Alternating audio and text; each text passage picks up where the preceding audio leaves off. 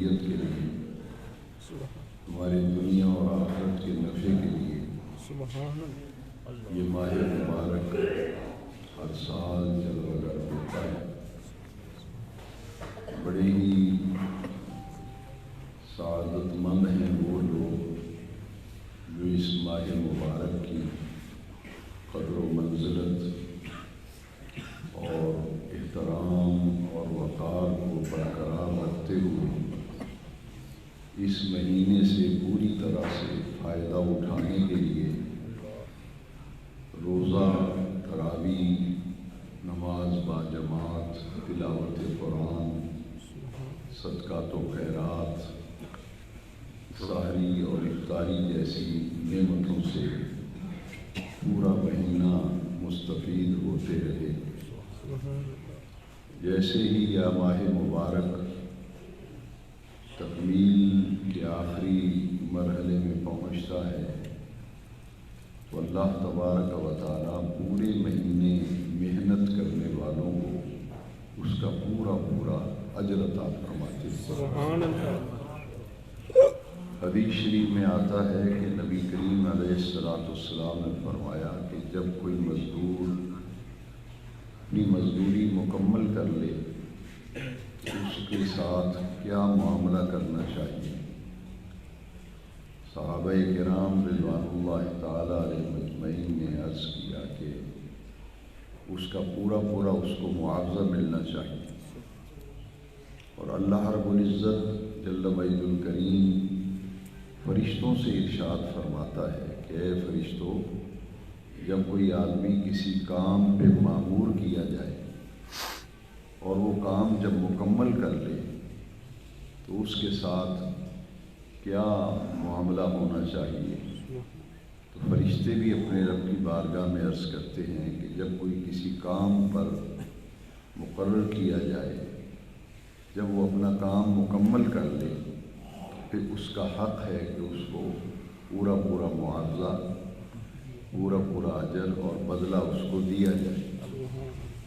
تو اللہ رب العزت فرشتوں سے فرماتے ہیں کہ گواہ ہو جاؤ وہ لوگ جنہوں نے پورا مہینہ میری خوشنودی اور میری رضا کے لیے حلال چیزوں کو میرے حکم سے میری ہی رضا کے لیے چھوڑ دیا تھا، اور وہ پابندی کے ساتھ ان احکام پر عمل کرتے رہے جو احکام میں نے رمضان شریف کے حوالے سے دیے تھے۔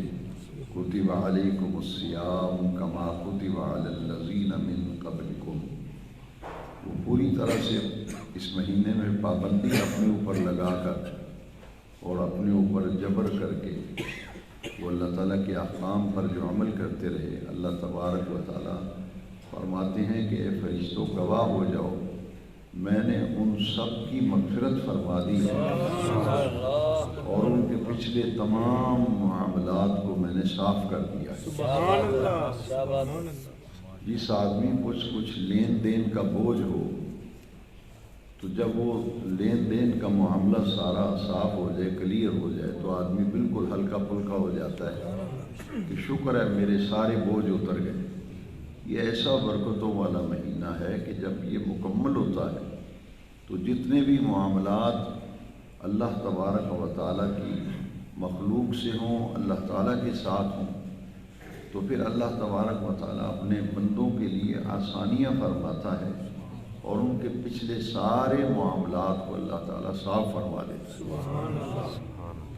جیسا کہ ایک حدیث شریف میں آیا کہ ایک رمضان شریف دوسرے رمضان شریف تک گناہوں کا کفارہ ہے، سبحان اللہ، اور ایک جمعۃ المبارک دوسرے جمعۃ المبارک تک گناہوں کا کفارہ ہے، سبحان اللہ، اور تیسرا یہ کہ ایک نماز دوسری نماز تک گناہوں کا کفارہ ہے، سبحان اللہ۔ یہ مہینہ اتنا عظیم ہے جس کی ہمیں قدر و منزلت جو ہے کما حقہ اس کی پہچان نہیں ہے۔ یہ تینوں عمل بیک وقت شروع ہو جاتے ہیں۔ اللہ ایک نماز دوسری نماز تک گناہوں کا کفارہ، ایک جمعۃ المبارک دوسرے جمعے تک گناہوں کا کفارہ، ایک رمضان شریف دوسرے رمضان شریف تک گناہوں کا کفارہ۔ جو تینوں عمل بیک وقت شروع ہوتے ہیں تو بندے کے معاملات اپنے رب کریم سے بالکل اللہ تعالیٰ معاف فرماتا ہے، درگزر فرماتا ہے، اور یہ نیک اعمال ان تمام گناہوں کے لیے کفارہ بن جاتا ہے۔ اور اس پر پھر ایک اللہ تعالیٰ کی ایک عطا ہے، ایک تو یہ تینوں عمل بیک وقت شروع ہو گئے، روزے نے اپنا عمل شروع کر دیا، ایک نماز سے دوسری نماز تک کفارہ اس نے اپنا عمل شروع کر دیا، ایک جمعہ دوسرے جمعے تک گناہوں کا کفارہ، یہ اجر اور ثواب اور بدلہ جو ہے بیک وقت تینوں عمل شروع ہو گئے۔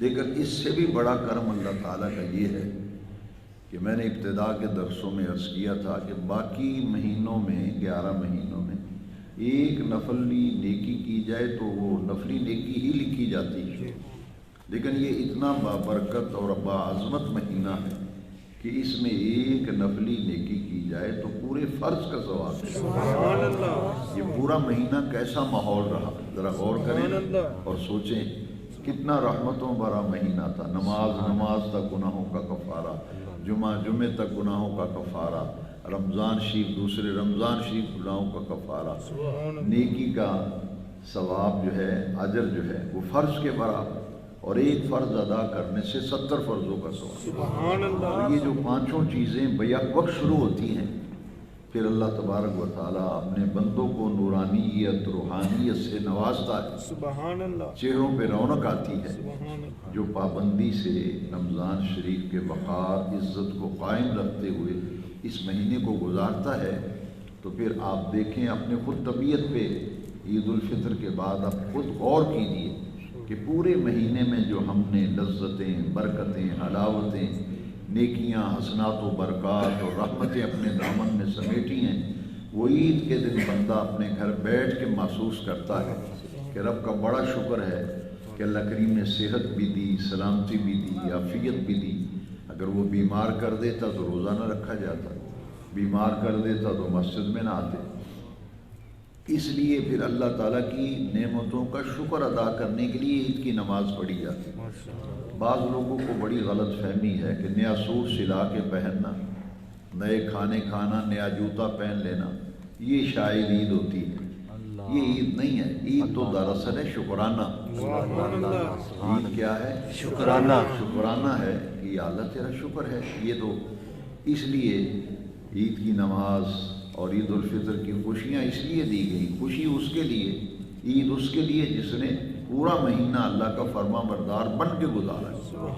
تو جو 11 مہینے بھی کھاتا پیتا رہا اور رمضان شریف کے دنوں میں بھی کھاتا پیتا رہا، تو اس کی عید کیسے؟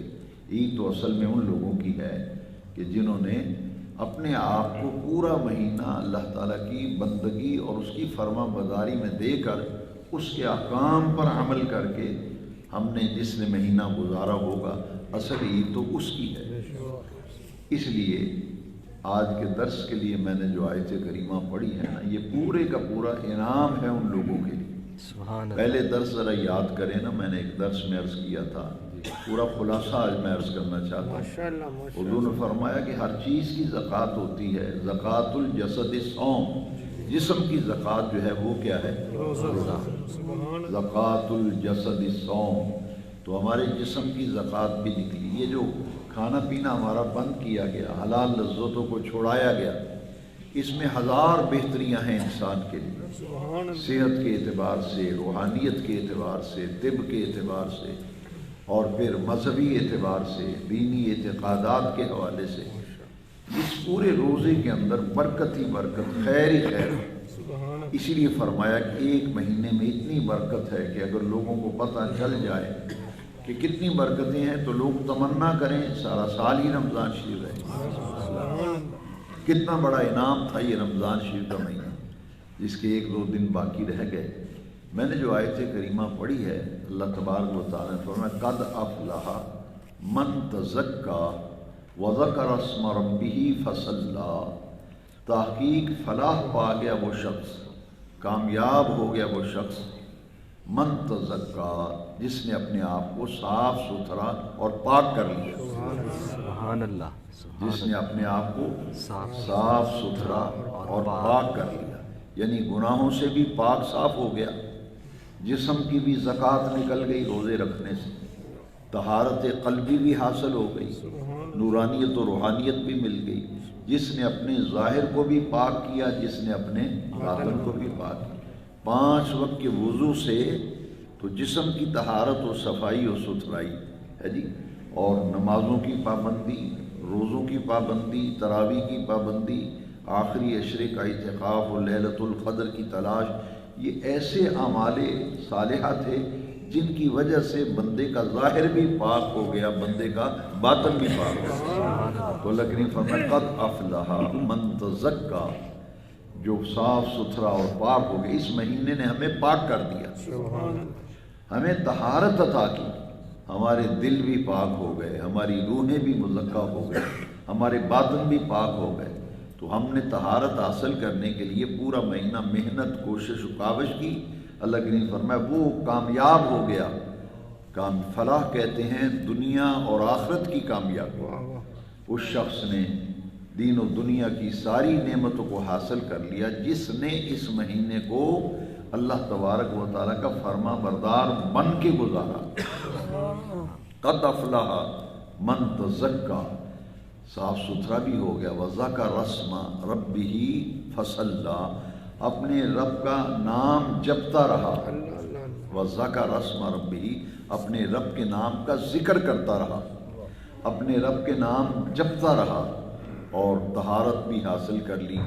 اور پھر عید کی نماز پڑھنے کے لیے رب کا نام جپا۔ عید کی نماز کے لیے جب آتے ہیں تو تکبیر پڑھتے آتے ہیں نا، اللہ اکبر اللہ اکبر لا الہ الا اللہ واللہ اکبر اللہ اکبر وللہ الحمد۔ یہ ہے وذکر اسم ربہ فصلی، اپنے رب کے نام کا ذکر کرتا ہوا آیا، رب کا نام جپتا ہوا آیا، فصلی، اور پھر اس نے نماز پڑھی۔ سبحان اللہ۔ تو اس سے مراد یہ ہے کہ آدمی کو پورا سال اپنے آپ کو اللہ تبارک و تعالیٰ کی فرما برداری اور اس کی بندگی میں دینے کا عہد اور عزم کرتا ہے عید کے دن، کہ باری تعالیٰ جس طرح پورا مہینہ تو نے مجھے اپنا فرما بردار بننے کی توفیق دی، مجھے ایسے اعمال کی توفیق دی، میں اس کے بغیر نہیں چل سکتا جب تک تیری نصرت، تیری مدد شامل نہ۔ قد افلح من تزکا وذکر اسم ربہ فصلی۔ تو معلوم یہ ہوا کہ 2 چیزیں جو ہیں، ایک نماز اور ایک اپنے رب کا نام جپنا، اس آیت میں 2 چیزوں کا ذکر۔ پہلے طہارت کا معاملہ یہ ہے کہ پورا 11 مہینے جو باقی رہ گئے ہیں، پورے مہینے میں ہم نے یہ تربیت حاصل کی ہے کہ اپنے معاملات کو صاف کرو۔ قد افلح من تزکا، تزکا سے بہت وسیع مفہوم ہے، اپنے معاملات کو صاف کرو۔ ایک آدمی نماز بھی پڑھتا ہے، وعدہ خلافی بھی کرتا ہے، نماز پڑھتا ہے، کسی سے قرض لیا ہے تو وہ واپس نہیں کر رہا، کسی سے پیسے دینے ہیں، کسی کا کوئی معاملہ ہے تو اس طرف تو توجہ نہیں، لیکن تسبیحوں پہ زور ہے، نمازوں پہ زور ہے۔ تو اللہ تبارک و تعالیٰ نے پورے مہینے میں یہ ہماری تربیت ہوئی ہے کہ ایک معاملہ ہے خالق کے ساتھ اور ایک معاملہ ہے مخلوق کے ساتھ۔ تو خالق سے بھی اپنے معاملات کو بہتر رکھ کر طہارت حاصل کرو، اور مخلوق سے بھی اپنے معاملات بہتر کر کے طہارت حاصل کرو۔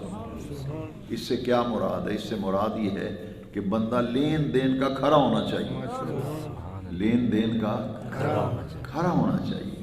وہ تو ایسی صورتحال ہے، دکاندار کو بھی پتہ ہونا کہ یہ گاہک جو ہے وعدے تو کرتا ہے، پیسے نہیں دیتا، یا اس میں کچھ خراب کر کے پیسے دیتا ہے تو وہ صاف جواب دے دیتا ہے، وہ کہتا ہے بھائی سودا نہیں میرے پاس، یا غلط بیانی کرے گا، کہے گا جی نہیں جی اب مال نہیں آ رہا، یہ آ رہا ہے۔ وہ جس کا پتہ ہونا کہ یہ لین دین کا کھرا بندہ ہے، میرے پیسے مرنے نہیں، مجھے مل جانے ہیں، تو وہ پھر خوشی سے آپ جتنا مرضی اس سے ادھار بھی لے جائیں گے، وہ دے دے گا، وہ کہے گا کہ اس نے بر وقت پیسے دینے ہیں۔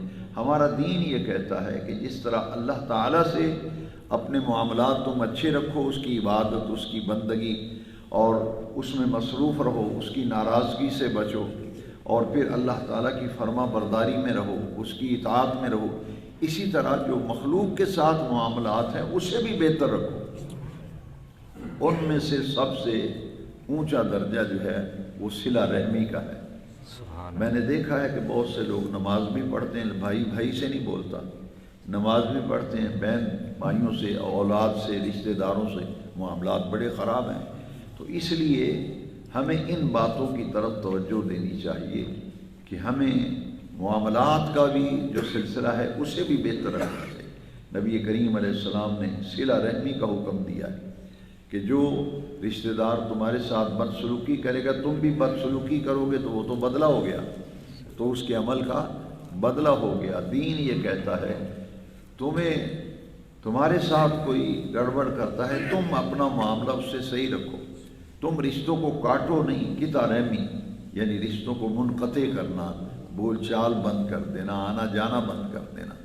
یہ اسلام یہ کہتا ہے کہ رشتوں کو جوڑو، توڑو نہیں، جوڑنے والے بنو۔ اس طرح سے معاملات کو صاف کرنا چاہیے۔ کسی سے ناراضگی ہو تو اس کو بیٹھ کر اس کا حل نکالنا چاہیے، اور اگر دو مسلمانوں میں اب ناراضگی ہو جائے یا معاملات صحیح نہ ہوں تو دیکھیے سورہ حجرات میں فرمایا نا اللہ تبارک و تعالی انما المؤمنون اخوہ، تمام ایمان والے آپس میں بھائی بھائی ہیں۔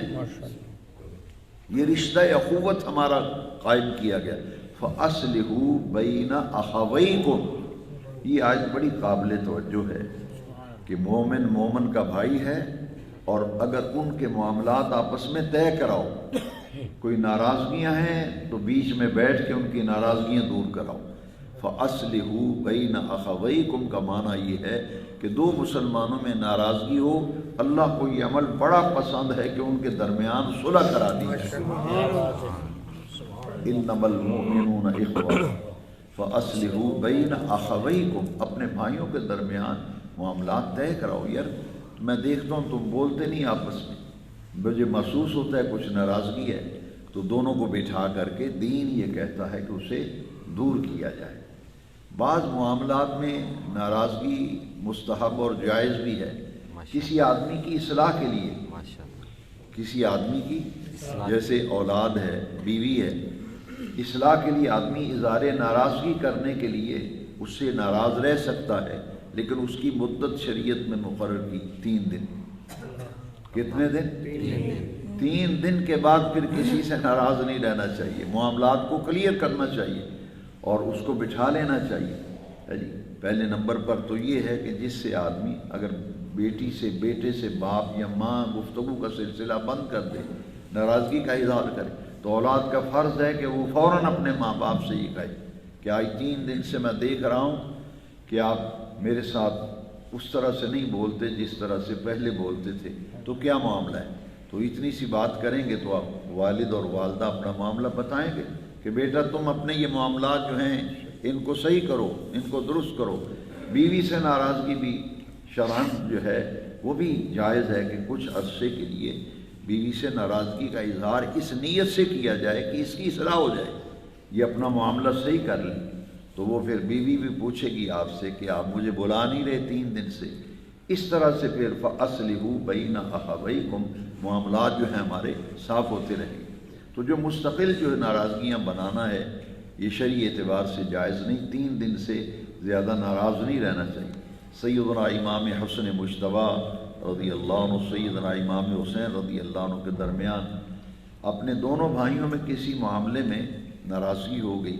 اب ہوا کیا دیکھیے ذرا، ان ہستیوں کا عمل ہمارے لیے جو ہے وہ کیسا رہنما عمل ہے۔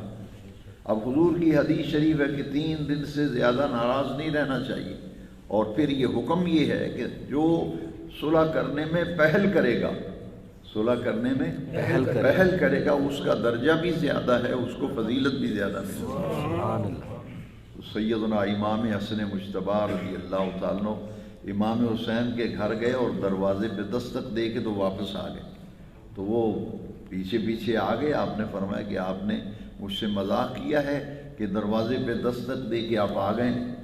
تو آپ نے فرمایا نہیں، میرے نانا جان نے فرمایا 3 دن سے زیادہ ناراضگی نہیں ہونی چاہیے، تو میں دروازہ کھٹکھٹا کے اس لیے آیا ہوں کہ نانا جان نے ہی فرمایا ہے جو صلح کرنے میں پہل کرتا ہے، آگے بڑھتا ہے، اس کو درجہ اور ثواب زیادہ ملتا ہے۔ میں نے آپ کی خیر خواہی کی کہ آپ آئیں گے صلح کرنے کے لیے، درجہ بھی اور فضیلت و اجر بھی آپ کو زیادہ ملتا ہے۔ آپ میرے بھائی ہیں، آپ کو اجر۔ اللہ دونوں بھائی بیٹھے تو معاملہ صاف ہو گیا۔ یہ شکر رنجیاں اور ناراضگیاں جو ہیں یہ زندگی کا حصہ ہیں، یہ زندگی کا حصہ ہیں، اور اس کا مقصد کیا ہونا چاہیے؟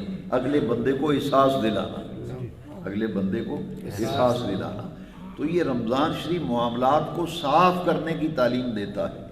خالق سے بھی معاملہ صاف کرو اور مخلوق سے بھی معاملہ صاف کرو۔ سیدنا علی کرم اللہ تعالیٰ وجہ کریم کا یہ قول کتنا پیارا ہے، فرمایا کہ آدمی نماز روزے سے پہچانا نہیں جاتا کہ اس کی نمازوں کو دیکھ کر، اس کی تسبیحوں کو دیکھ کر، اس کے روزوں کو دیکھ کر اس کے معاملے میں فیصلہ کریں۔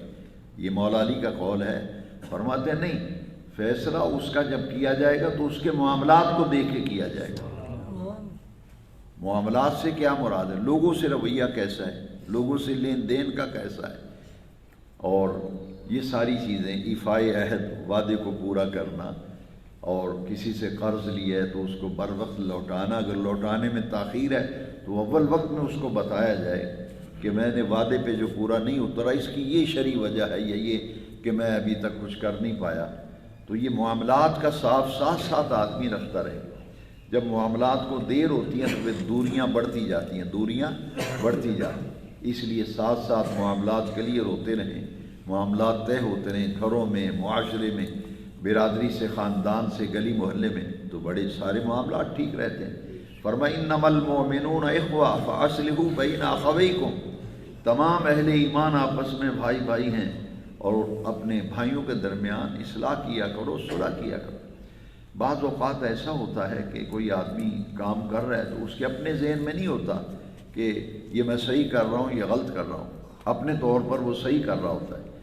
دین نے ہمیں یہ کہا کہ اگر دیکھو کہ کوئی بھائی جو ہے عزیز ہو، رشتہ دار ہو، دوست ہو، گلی محلے کا ہو، اس کے ہمیں معلوم ہو کہ یہ بھائی اس کا یہ معاملہ جو ہے، اس کے یہ نقصان ہے، یہ نقصان ہے، تو ہمارا دین یہ کہتا ہے کہ اس کو بتا دو بھائی یہ اس میں فائدہ ہے، اس میں نقصان ہے۔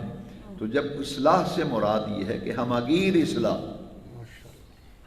اصلاح، تو اولاد کی تعلیم و تربیت یہ تو والدین کے ذمے ہے، اور یہ ایک بڑا اہم ترین معاملہ ہے۔ عمومی طور پر گھروں میں توجہ نہیں لوگ دیتے، گھر میں جاتے ہیں بیوی کو سلام نہیں کہتے، بچوں کو سلام نہیں، کہیں سفر پہ جانا ہے تو نہ بچوں کو سے سلام دعا لیتے ہیں، نہ بیوی سے، اہلیہ سے۔ تو یہ دین ہمیں یہ کہتا ہے کہ بھئی ایک دوسرے سے جو تعلقات ہیں وہ مثالی تعلقات رکھو۔ میں ایک بات آپ کو بتاؤں کہ ہمارے جو گھریلو معاملات ہیں نا، یہ زیادہ تر ان کی خرابی کی یہ وجہ ہے کہ ہم وقت نہیں دیتے، نہ اولاد کو وقت دیتے ہیں، نہ بیوی کو وقت دیتے ہیں۔ اب جب ان کے پاس کچھ دیر آدمی اپنی رفیقہ حیات بیوی کے پاس بیٹھ جائے، اور رات کو جب آتا ہے کام کاج سے پوچھے دن کیسا گزرا ہے، بچوں کا معاملہ کیسے رہا، کچھ یہ ساری باتیں جب کی جائیں گی، ایک دوسرے کے دکھ درد کو سنا جائے گا، معاملات صاف کلیئر ہوتے جائیں گے۔ بچوں کو اپنا دوست بناؤ، اگر گھر کا ماحول صحیح رکھنا ہے تو اپنی اولاد کو اپنا دوست بناؤ، ان کو دوستی کا ماحول دو۔ جب روب و دبدبا ہر وقت ڈانٹ ڈپٹ کا معاملہ جو ہے، اولاد باغی ہو جاتی۔ یہ آپ دیکھ لیں، غوث العظم شہنشاہ بغداد پیران پیر دستگیر رضی اللہ عنہ اور سیدی اعلیٰ حضرت نے اپنے ملفوظات میں بھی لکھا ہے کہ نرمی میں کے فوائد جو ہیں وہ سختی سے ہرگز حاصل نہیں ہو سکتے۔ جو نرمی سے بات کو سمجھائی جائے گی اور کو نہیں سمجھتا تو پھر تھوڑی بہت تلخی اور ناراضگی، یہ بھی اصلاح کا ایک حصہ ہے۔ کوئی اولاد کا دشمن نہیں ہوتا ماں باپ۔ دیکھیے نا، بیٹی بیٹا اگر غلطی کرتے ہیں تو ماں باپ سزا دیتے ہیں نا، ڈانٹتے بھی ہیں، تو یہ ان کا ڈانٹنا کس وجہ سے ہوتا ہے؟ پیار اور محبت کی وجہ سے، اصلاح کی وجہ سے، ورنہ دشمن تو نہیں ہے کہ ایسے ہی اولاد کو ڈانٹ ڈپٹ کر رہا ہے۔ تو ہمارا دین ہمیں یہ کہتا ہے کہ اس پورے مہینے میں ہم نے جو تعلیم حاصل کی وہ کیا ہے کہ یہ صبر کا مہینہ ہے، یہ غمخواری کا مہینہ ہے، یہ ایک دوسرے کے دکھ درد میں شریک ہونے کا مہینہ ہے۔ یہ افطاری کرانے کا جو حضور نے فرمایا کہ جس نے مسلمان بھائی کا روزہ افطار کرائے اس کو پورے روزے کا ثواب۔ یہ غمخواری ہوا شہر الصبر ہوا شہر المواسات، یہ پورا مہینہ ایک ٹریننگ تھی، ایک مشق ہے کہ صبر کی عادت ڈالو، ایک دوسرے کے دکھ درد میں شریک ہونے والے بن جاؤ، اور ایک دوسرے کی خیر خواہی، ایک دوسرے کی مدد، نصرت، ضروریات پوری کرنا۔ تو دین ایک جامع تصور لے کے آیا ہے۔ اللہ کا شکر ہے وہ نمازی حضرات، وہ روزے دار جن کو اللہ کریم نے توفیق دی ہے۔ اب کرنے والا اصل کام یہ ہے کہ وہ جو پورا مہینہ کمائی کی تھی وہ ہم اڑا پڑا نہ دیں، ختم نہ کر دیں، بلکہ اس کمائی کا تقاضا یہ ہے کہ پورے 11 مہینے جو باقی ہیں ان کو بھی اسی لگن، اسی محنت، اسی کوشش کے ساتھ دین کے ساتھ وابستہ ہو جائیں، تاکہ پھر ہماری آخرت کی منزلیں جو ہیں وہ بھی ہمارے لیے آسان ہو جائیں۔ اسی لیے عام مساجد میں رمضان شریف کے آخری دنوں میں بعض لوگ وہ چارٹ لگا دیتے ہیں کہ اے بندہ مومن ذرا سوچ، تیرا تعلق اللہ کے گھر سے 1 مہینے کے لیے ہے یا کہ پوری زندگی کے لیے؟ پھر یہ کہ 1 مہینے کے لیے فرما بردار بننا ہے اللہ کا یا پوری زندگی کے لیے؟ یہ چند سوالات ہیں جو آپ اور میں خود ہم اپنے آپ سے کریں گے، اس کا جواب ہمیں اندر سے آئے گا نہیں۔ جس خالق نے ہمیں پیدا کیا، ہمیں بنایا، تخلیق کیا، طرح طرح کی نعمتیں عطا کی، وہ ہمارا رب کریم ہے، ہمارا خالق ہے، ہمارا مالک ہے، اسی کی طرف سے آئے ہیں، اسی کی طرف جانا ہے، تو کیوں نہ اس کا فرما بردار رہ کر کے زندگی گزاریں۔ تو ہمیں ان باتوں کی طرف توجہ دینی چاہیے اور یہ کوشش کرنی چاہیے کہ اصلاح، ایک دوسرے کی اصلاح کی جائے اور ایک دوسرے کو بتایا جائے تاکہ اچھی زندگی گزرے اور ایسی زندگی گزر جائے جو قابل تعریف ہو۔ قد افلح من تزکا وذکر اسم ربہ فصلی، یعنی پوری عمر، یہ پوری عمر کا سودا ہے، پوری عمر کا، کہ پوری عمر ایسے گزارو، معاملات کو ساتھ ساتھ صاف کرتے رہو۔ زکوٰۃ دینے سے مال پاک ہوتا ہے، روزہ رکھنے سے جسم کی زکوٰۃ نکلتی ہے، تو اپنے معاملات کو صاف رکھنا چاہیے۔ اسی لیے صوفیہ کرام جو ہیں وہ ہر چاند مہینے کی 13، 14 اور 15 کو اولیاء اللہ جو ہیں وہ نفلی روزہ رکھا کرتے ہیں۔ انہیں کہتے ہیں ایام 20 کے روزے، ہے جی، ہر مہینے کی 13، 14 اور 15، یہ 3 روزے صوفیہ کرام اولیاء اللہ جو ہیں ہر مہینے میں روزے رکھا کرتے ہیں۔ اس لیے روزے صرف رمضان شریف کے فرض ہیں، باقی تو نفلی روزے ہیں۔ جیسے 10 محرم کا روزہ ہے، نبی کریم صلی اللہ علیہ وسلم 10 محرم شریف کو روزہ رکھا کرتے تھے اور صحابہ کرام بھی رکھتے تھے حضور کی اتباع میں۔ اسی طرح ہر پیر کے دن نبی کریم صلی اللہ علیہ وسلم روزہ رکھتے تھے۔ تو ہمیں باقی 11 مہینے میں 1، 2، 3 روزے لازمی ہمیں رکھنے چاہیے تاکہ یہ ہمارا ربط جو ہے اللہ تعالیٰ سے جو تعلق بندگی ہے وہ قائم رہے۔ اور رمضان شریف کی جو آخری مالی عبادت جو ہے آخر میں وہ ہے صدقہ فطر۔ اس پر میں 3 حدیثیں بہت ہی اعلیٰ درجے میں ہمیں اصلاح کے لیے ملتی ہیں ذخیرہ احادیث میں، کہ یہ زکوٰۃ الفطر ہے، اصل اس کا نام ہے زکوٰۃ الفطر۔ ہم اپنی زبان میں فطرانہ بھی کہتے ہیں، صدقہ فطر بھی کہتے ہیں۔ یہ زکوٰۃ الفطر، فطرانہ اور یہ صدقہ فطر، یہ واجب ہے صاحب نصاب پر۔ جو صاحب نصاب نہیں ہے اس پہ واجب تو نہیں، لیکن اگر دے گا تو ادا ہو جائے گا۔ جیسا کہ حضور نے فرمایا اپنے گھر کے نابالغ بچیوں کی طرف سے بھی صدقہ فطر دیا جائے۔ جو گھر کا سربراہ ہے وہ پورے گھر کے افراد کی تعداد کے مطابق صدقہ فطر نکالے گا، حتیٰ کہ جو بچہ عید کے دن صبح پیدا ہوگا اس کی طرف سے بھی صدقہ فطر جو ہے وہ دیا جائے۔ تو یہ صدقہ فطر واجب کیا گیا ہے۔ اس کی 2 وجہ حضور نے بیان فرمائی۔ ایک اس لیے کہ امت کے غرباء اور مساکین جو مالی اعتبار سے کمزور ہیں ان کی عید کی خوشیوں کا کچھ سامان ہو جائے، اور دوسرا یہ ہے کہ روزے زمین و آسمان کے درمیان معلق رہتے ہیں جب تک صدقہ فطر نہیں دیا جاتا۔ یہ روزے کے معاملات کو صاف کرنے کے لیے صدقہ فطر ہے۔ قد افلح من تزکا وذکر اسم ربہ فصلی۔ صدقہ فطر کا تعلق بھی طہارت کے ساتھ ہے۔ وہ طہارت کیا ہے؟ نبی پاک صلی اللہ علیہ وسلم فرمایا روزے کی حالت میں کوئی ایسا بول منہ سے نکل گیا، کوئی ایسا عمل ہو گیا جو روزے کے تقدس کے منافی تھا، روزے کی حالت میں وہ کام نہیں کرنے چاہیے، لیکن ہم سے ہو گیا، حضور نے فرمایا صدقہ فطر کی یہ برکت ہوگی کہ وہ معاملہ صاف کر دے گا اللہ تعالیٰ۔ تو اسی لیے بندہ بیمار ہوتا ہے تو صدقہ فطر دیا جاتا ہے، یہ صدقہ دیا جاتا ہے۔ وہ صدقہ نفلی صدقہ ہے۔ کیوں دیا جاتا ہے؟ حضور نے فرمایا کہ اپنے بیماروں کا علاج صدقے سے کیا کرو۔ بیماروں کا علاج صدقے سے، آدمی بیمار ہو اس کی طرف سے صدقہ خیرات کیا جائے، اس کے عمل کی برکت سے شفا ملتی ہے۔ روزے کی حالت میں جو چھوٹی موٹی غلطی، کوتاہی، سستی، غفلت ہوگی، صدقہ فطر دینے سے معاف ہوگی۔ تو یہ اللہ تبارک و تعالیٰ سے توفیق مانگنی چاہیے، دین کے ساتھ جڑے رہنا چاہیے، دین کے ساتھ جڑے رہنا چاہیے، وابستہ رہنا۔ ان الدین عند اللہ الاسلام یا ایھا الذین آمنوا ادخلوا فی السلم کافہ، اسلام میں پورے داخل ہو جاؤ۔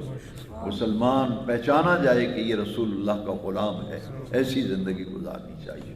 تو صدقہ فطر ہر سال میں آپ کو توجہ دلاتا ہوں کہ اس مسجد میں جو دینی مدرسے قائم ہیں، صدقہ فطر مدرسے کے طلباء کے لیے اور تعلیم کے لیے بھی دے کر دوہرا ثواب پائیں۔ ایک تو قرآن مجید اور تعلیم دین کے فروغ میں آپ کا حصہ ہو جائے گا، اور دوسرے دینی مدارس میں پڑھنے والے طلباء جو ہیں یہ زکوٰۃ، صدقات و خیرات کے مستحق ہیں، یہ مسافر طلباء ہیں، اور ان مسافر طلباء کے لیے لنگر کے کھاتے میں خاص طور پر، تاکہ ان کے لباس، خوراک اور دوسرے معاملات چلتے رہیں اور ان کا تعلیمی سلسلہ جاری رہے، مدرسے میں صدقہ فطر جمع کرائیے۔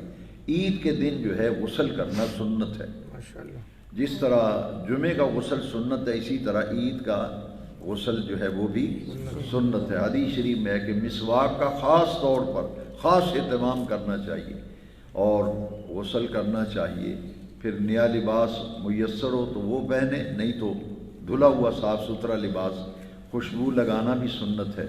گھر سے نکلیں تو تکبیر پڑھتے ہوئے آئیں، اللہ اکبر اللہ اکبر لا الہ الا اللہ واللہ اکبر اللہ اکبر وللہ الحمد۔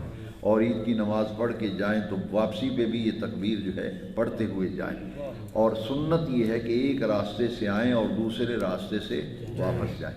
اس میں ایک حکمت تھی، اصل یہ تھی کہ جب عید کی نماز کے لیے آئیں ایک راستہ، واپسی پہ دوسرا راستہ، یہ اپنے رب سے عہد بھی کرنا ہے کہ یا اللہ اب میں تیری فرما برداری کے راستے پہ چلوں گا، تیری فرما برداری، تیرے احکام کی پابندی اور اپنے آپ کو تیری بندگی میں دینے کا عہد کرتا ہوں۔ میری زندگی جو ہے وہ تیری بندگی میں گزرے گی۔ زندگی آمد برائے بندگی، زندگی بے بندگی شرمندگی۔ بہت بڑی دولت ہے 5 وقتہ نماز۔ میں لوگوں سے کہتا ہوں کہ یہ سوچیں ہر چیز آپ کے گھر میں ہو، نماز نہ ہو، پھر سوچنا چاہیے کہ ہر چیز تم نے گھر میں لا کے رکھی ہے، ہر چیز مہیا کی ہے، تو نماز کیوں نہیں مسلمان کے گھر میں؟ خود بھی نمازی بننا چاہیے، بچوں کو بھی نمازی بننا چاہیے، اور بیٹیوں، بیٹوں، بیوی کی اصلاح اس طرح سے کریں کہ اللہ کی کتنی نعمتیں ہیں، ہر نعمت اللہ نے ہمیں گھر میں دی ہے۔ بیوی بے نماز ہے تو اس سے کہیں ہر نعمت اللہ نے دی ہے، اور میں گھر میں دیکھتا ہوں ہمارے گھر میں نماز نہیں ہے۔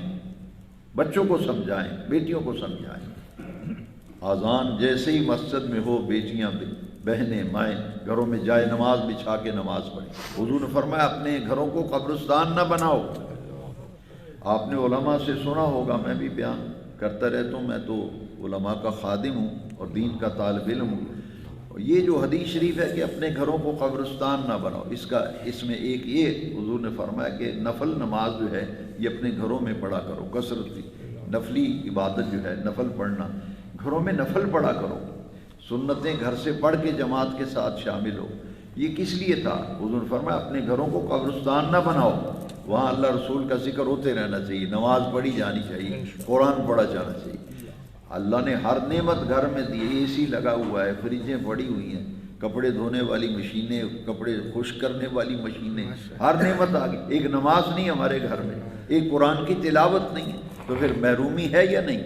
اس لیے اس انداز میں گھر میں تبلیغ کریں، کہو بیٹا بیٹی اللہ نے کتنی نعمتیں دی، ہمارے گھر میں ہر چیز ہے، تو میں بیٹیوں بیٹو جب رفیقہ حیات سے کہیں کہ تم میری زندگی کی ساتھی ہو، ہر نعمت رب نے دی ہے، میں جب دیکھتا ہوں تم نماز نہیں پڑھتے تو مجھے دکھ ہوتا ہے کہ ہمارے گھر میں نماز نہیں باقی سب کچھ ہے۔